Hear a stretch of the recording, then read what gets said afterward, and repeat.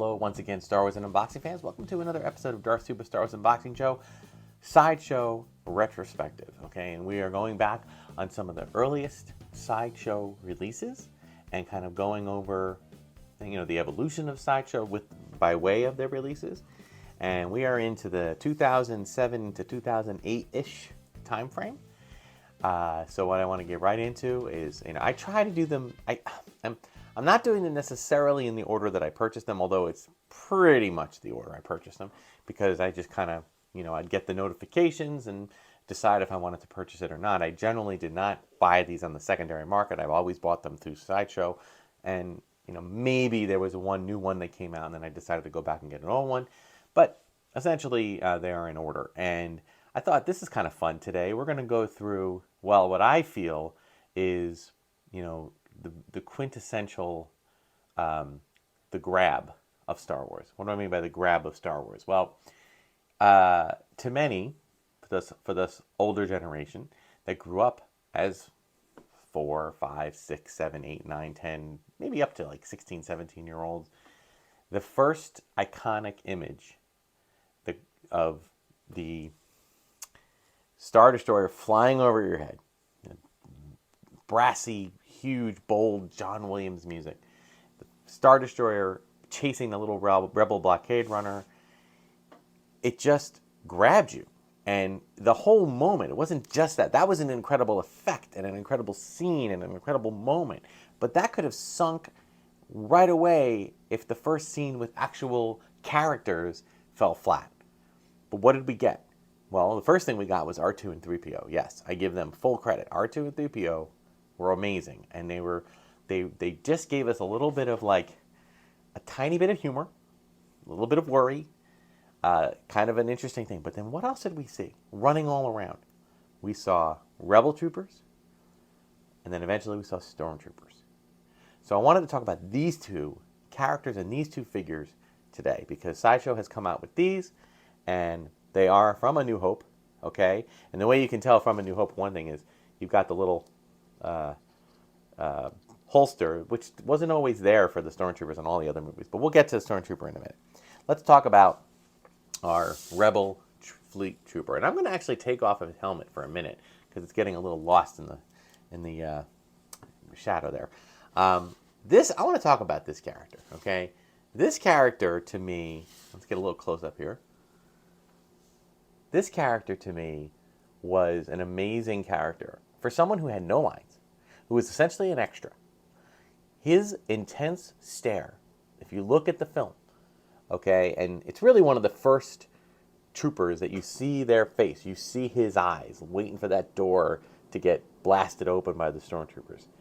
And you see his eyes, kind of looking intently. He looks up as he hears things going, coming up from top, like something boarding. And then he looks straight ahead. A lot of people I've heard tell that they thought that this guy was going to be a main character.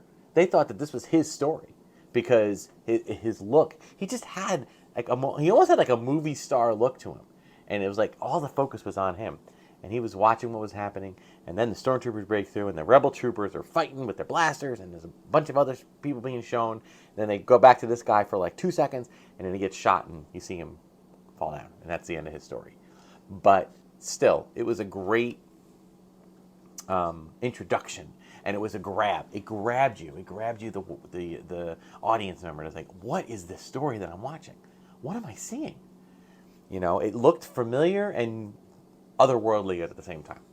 So his outfit, and again, people love Star Wars for every aspect of it. Okay, people love Star Wars for the costuming, but the costuming was among the most kind of thrown together in so many ways, at least when it comes to the human characters, right?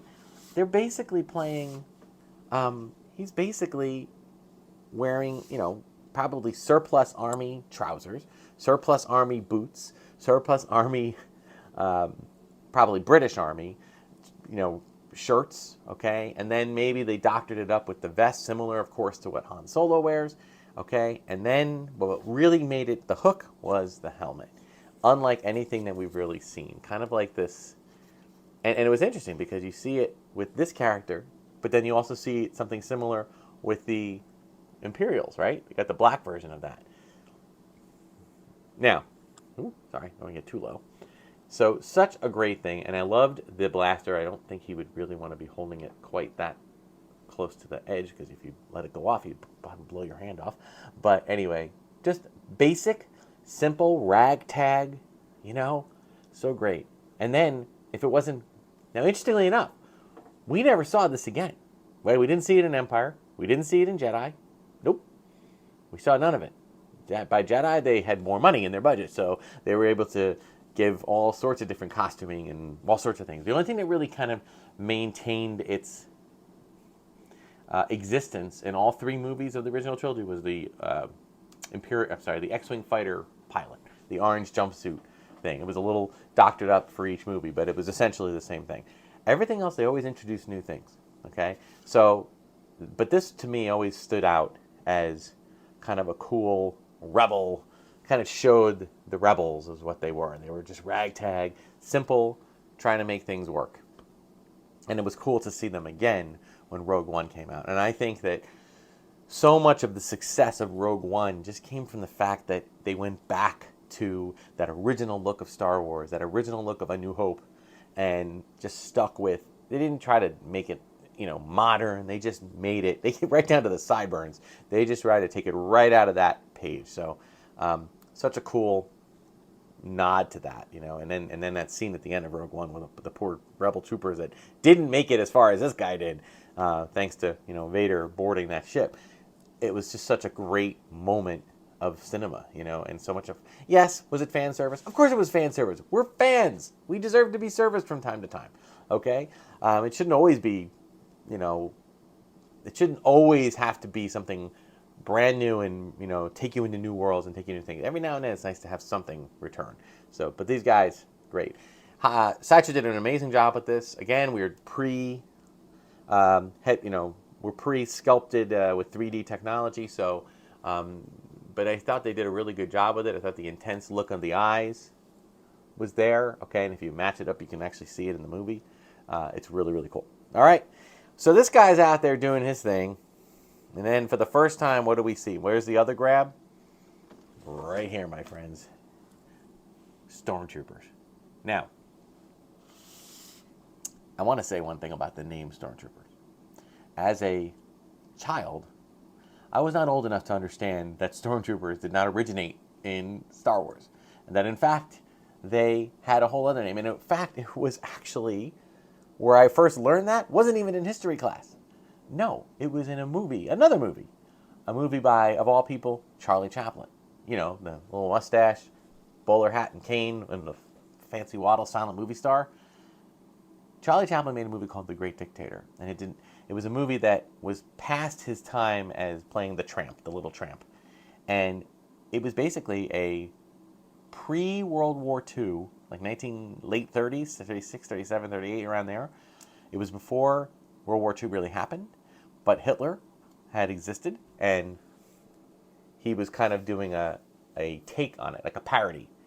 And they mentioned Stormtroopers. And as my young brain, I think it was like 8 when I saw that, I was like, wait, what? Why are Stormtroopers in a movie that's supposed to take place before World War II? And then I learned that came from there, or at least among other places from that pre-World War II Germany. So,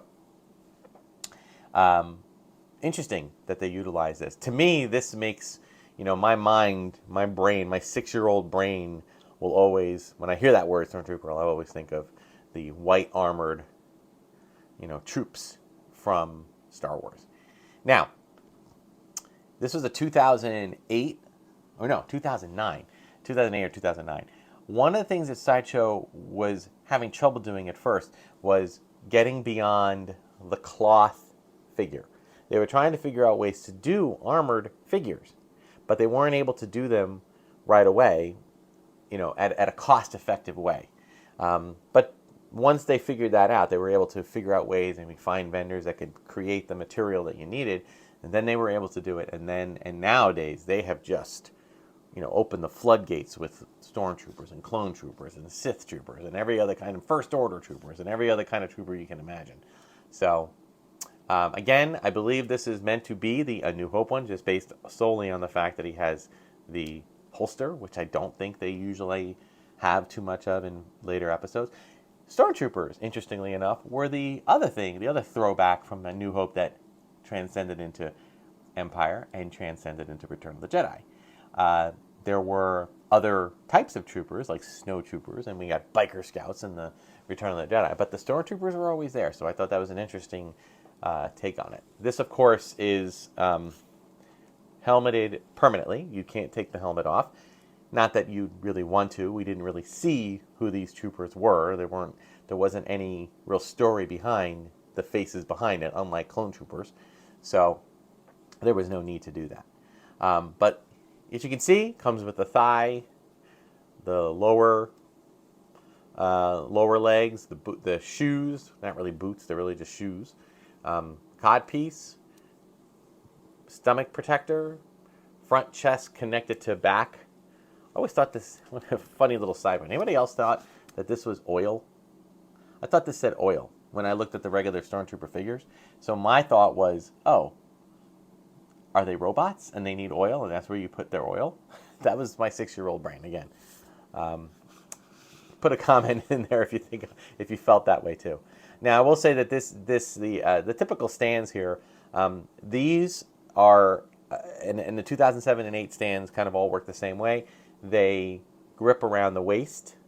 Sadly, that's a challenge for this one because of this little piece right here, the little canister here.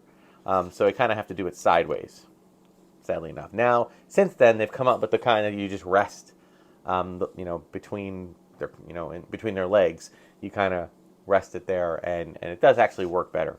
But you got to be careful. There's like a fine spot between where this can sit comfortably. So, a great figure, an amazing introduction into the Star Wars collecting with the introduction of armored figures. Armored figures were, collector series, Hasbro, Kenner, they were always a little bit off. They had maybe the helmets were too big, or the plastic was a little too soft. A lot of those figures, whether you kept them in the box or you took them out, they tended to yellow very easily. These seem to be holding their color, so a great investment if you want a really good Stormtrooper figure. They've since come out with different kinds, variants, even better sculpts, but I really do enjoy this one, and this is the first one that they did, so really good stuff. So again, this moment in Star Wars, the grab, the part that just gripped you and took you for a ride, and that to me makes these two among my favorites, even though they're not main characters. Sadly, due to the price, you can't do a lot of army building. I thought it might have been kind of cool for them to release this with like 5 different heads, and then you could get a few and then put the different heads on them. But it's not like buying a little figure like a little build your army kit. These are very expensive figures, and it makes it a little challenging to do that. So I get that. That'll do it for this Sideshow Retrospective episode. Do all the things, like, subscribe, all that stuff. Let people know about the channel. Thanks so much for watching. Be sure to check out all my other playlists, because if this is not something you're interested in, check out my other ones. There's all sorts of different ones coming out. I'm at a point now where I've caught up with all my deliveries. I'm imagining that there will be kind of a slow up a little bit since I've pulled back on the ordering.